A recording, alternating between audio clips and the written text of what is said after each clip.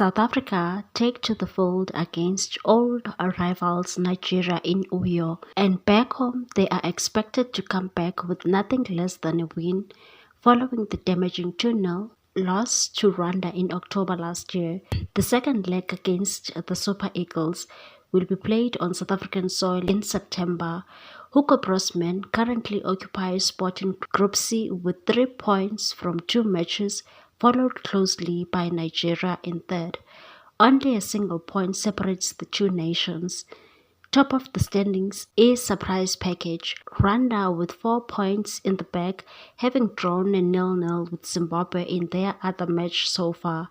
Nigeria will be desperate to win their first game in the qualifiers since both of their 2 matches produced draws. A source revealed to kick off that Bafana Bafana left the hotel at 6:30 yesterday morning and said, "But we still experienced a 4-hour delay on their charter flight leaving. We had to refuel in Angola.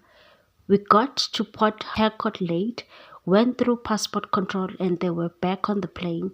But to everyone's surprise, the plane could not leave as the final destination, Uyo, had no lights at the airport.